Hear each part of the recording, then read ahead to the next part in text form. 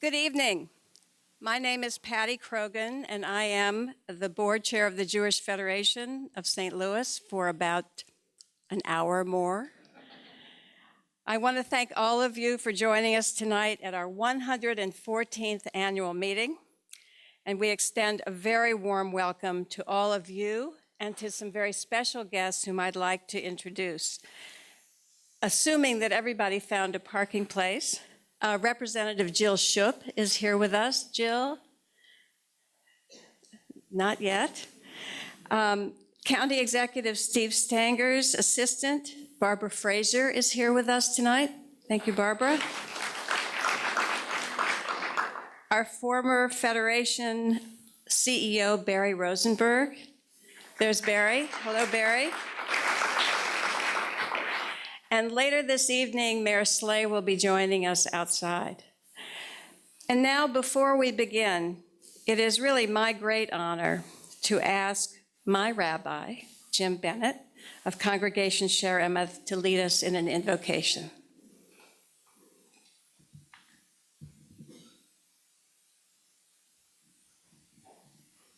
Whoa, a moving stage. Thank you, Patty.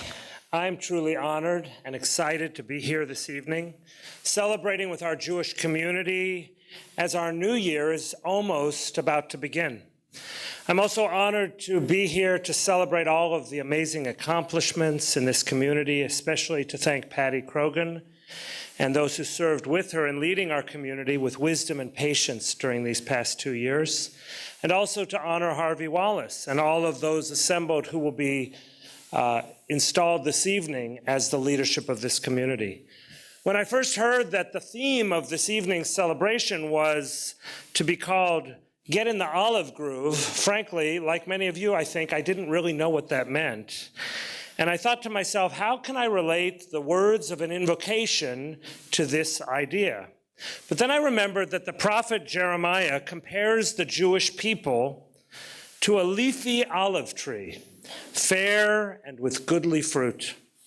Now, Jeremiah and many of the rabbis who interpret this verse suggest that the fact that an olive, in order to be used or eaten, must first be crushed and then broken and then processed before it can produce oil or food, these rabbis suggested that this should comfort us at times of great suffering in our people's experience. After all, if we first must experience suffering before we can flourish like an olive, so we have hope for the future.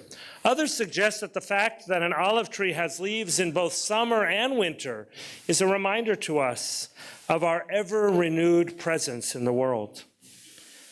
But I want to suggest this evening that our community, being like an olive tree, is a reminder of the resilience of our people through all times. But even more, that just as the olive branch is a symbol of peace, so we ought, each of us, to be symbols of peace, of justice, and most of all, of blessing for all. The infrastructure of our Jewish community, our Jewish Federation, the partner agencies, the synagogues, the entire Jewish community stand ready to support and protect all in our Jewish community and all amongst whom we live, so that we all can blossom and grow. And if our federation represents our communal olive tree, as it were, then I suggest that we ought to bless this olive tree.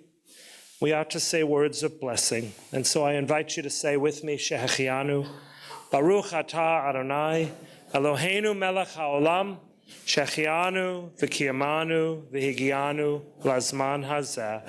Blessed are you, God, ruler of all the universe, for you keep us alive and you sustain us, and you bring us together for moments of joy like this. Amen.